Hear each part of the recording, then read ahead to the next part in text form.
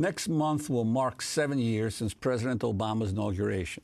That also means it will be 7 years since the president ordered the closure of the Guantanamo Bay military prison in one of his first executive actions. We all know that has not panned out, with 107 prisoners still there. It's also well known that congressional Republicans are the biggest obstacle, passing a series of measures blocking Obama's efforts. But now a new report sheds light on another hurdle that's received far less attention. According to Reuters, the Pentagon has thwarted the Obama administration's efforts to close Guantanamo by imposing bureaucratic hurdles to delay or derail prisoners' release.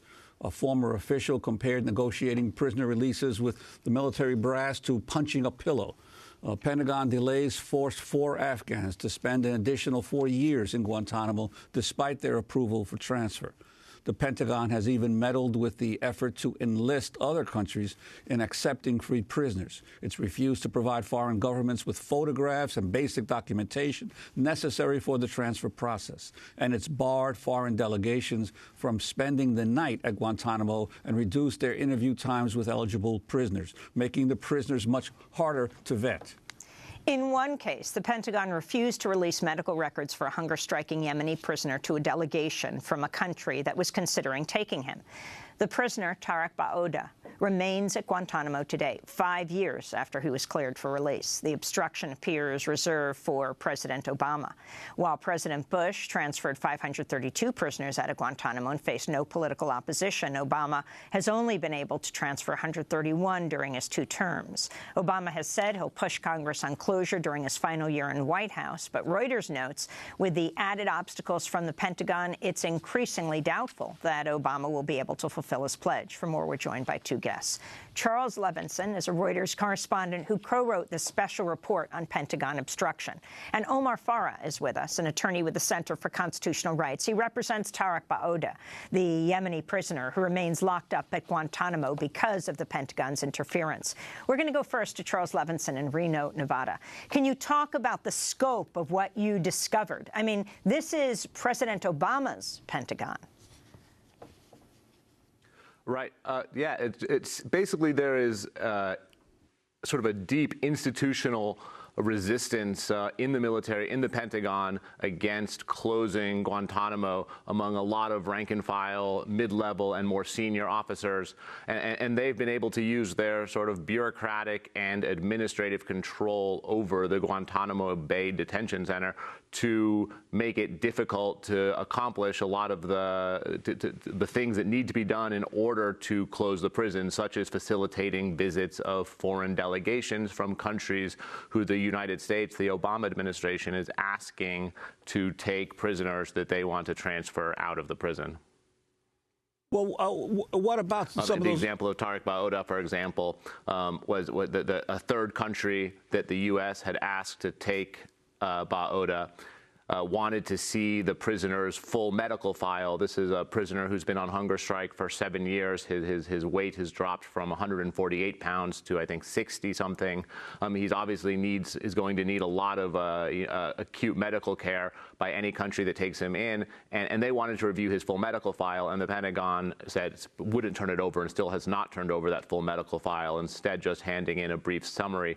The official reason the Pentagon has given for this is patient privacy concerns. But Mr. Ba'oda's lawyer has waived those concerns, and I think a lot inside the administration believe that such concerns are really just a pretext for making it difficult to transfer Ba'oda, who I think many inside the military view as sort of still in the fight since he has been on this hunger strike for 7 years.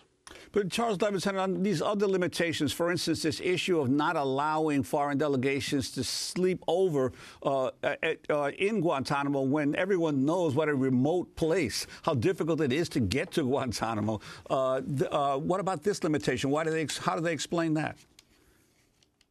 Right. This one is one that has particularly rankled certain U.S. officials who are trying to work to close the prison. Basically, these foreign delegations come to Guantanamo Bay and they want to interview, as many prisoners as they're considering taking. It can be 5, 6, 7, 8 prisoners, and they want to spend time getting to know these guys. Do we trust them? Do we believe that they really won't be a threat to us if we bring them to our country? And they need to get to know these prisoners, and they're encouraged to do so by the Obama administration.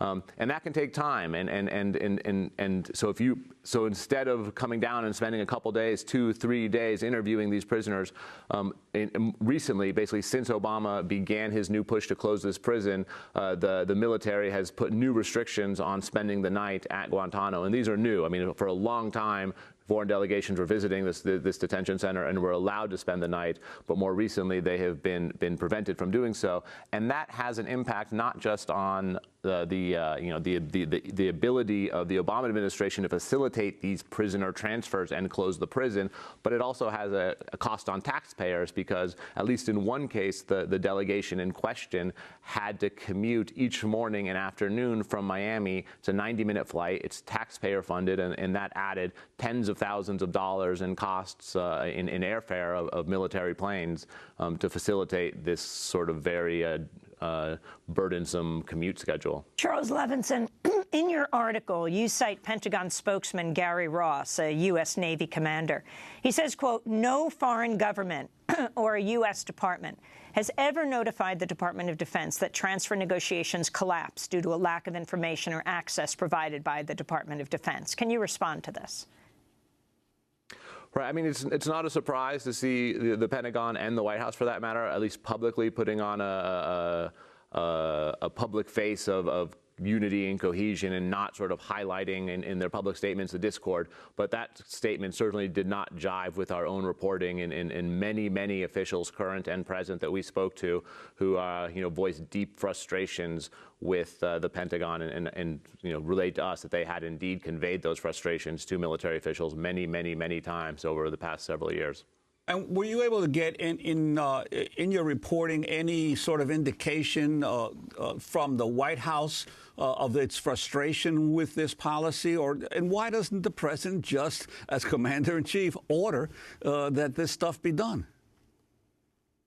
Right, and I think there has been a movement towards doing that. I know I think to us outsiders who aren't in the White House and in government, it seems as easy as a president just saying, if this is what I want, this is the way it should be. And the fact that it's not that easy sometimes surprises us.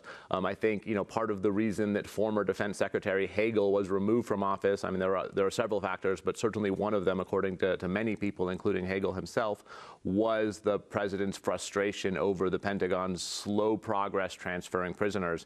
And more recently, Hagel's successor, Ash Carter, was summoned to the White House just before Labor Day, and was for a one-on-one sit-down with Obama, who according to people briefed on the meeting, told us that Obama gave him sort of a very candid talk about the need to step up progress on this front. And I think since that talk, there has been some progress, and there is a sense that things have gotten somewhat better, although there are still many frustrations. It is expected, for example, that next month in January there will be 17 prisoners transferred out. So it does appear that as Obama has sort of refocused and doubled down his attentions on this, and really given this more attention, there has been some, he has been able to make some headway in getting the Pentagon to do his bidding. Maybe we can find out exactly what President Obama said to the Secretary of Defense when someone hacks into his private email account. Right, it was just admitted that he was using that on his iPhone to talk with his staff.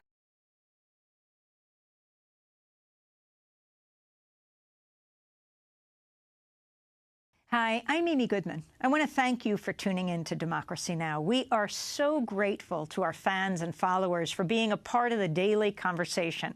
By choosing a news source that's committed to the truth, you're carrying the message of independent media, reaching hundreds of thousands of people every day.